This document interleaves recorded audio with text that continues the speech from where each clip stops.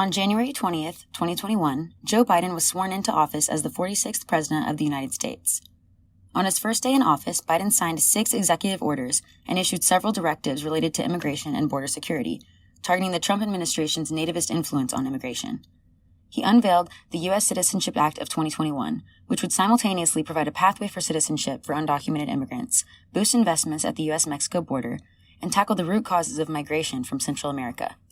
This legislation would give roughly 11 million undocumented immigrants living in the U.S.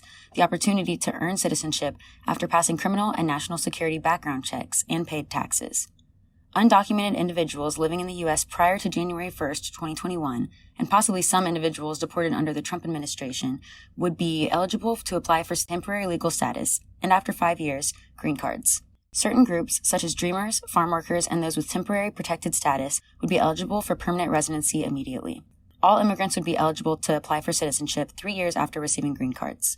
The bill would work to change the tone of immigration system by changing the word alien to non-citizen in immigration laws.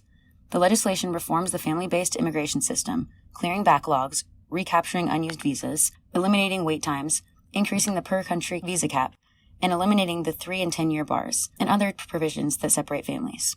The No Ban Act included prohibits religious-based discrimination, limits presidential authority to issue future bans, and increases diversity visas to 80,000 from the previous 55,000. Additionally, the bill provides funding to state and local governments, private organizations, educational institutions, community-based organizations, and not-for-profit organizations to expand programs to promote integration and inclusion, increase English language instruction, and provide assistance to individuals seeking to become citizens. The legislation also prioritizes smarter border controls by supplementing existing border resources with technology and infrastructure, funding training and continuing education to promote agent and officer safety and professionalism, and enhancing the ability to prosecute individuals involved in smuggling and trafficking networks responsible for the exploitation of migrants. The bill then addresses the root causes of migration by funding Biden's $4 billion 4-year interagency plan, increasing assistance to El Salvador, Guatemala, and Honduras on the condition that they are able to reduce endemic corruption, violence, poverty, and anything that causes individuals to flee. It creates safe and legal channels for people to seek protection, including the establishment of designated processing centers through Central America to register and process displaced persons for refugee resettlement and other legal migration avenues. Judges will be provided with discretion to review cases and grant relief. The 1-year deadline for filing asylum claims will be eliminated, and funding will be provided to reduce asylum application backlogs. Finally, the cap on non-immigrant U visas will be raised from 10,000 to 30,000, and protections for foreign nationals assisting U.S. troops will be expanded under the bill.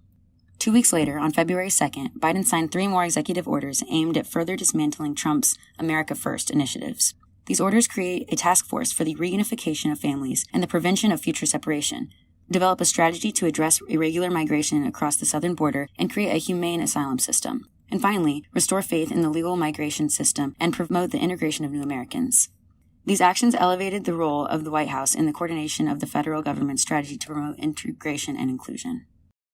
I'm Claire Mattis, and you're listening to Seeking Refuge News, a podcast sharing stories of refugees and the world events that affect them.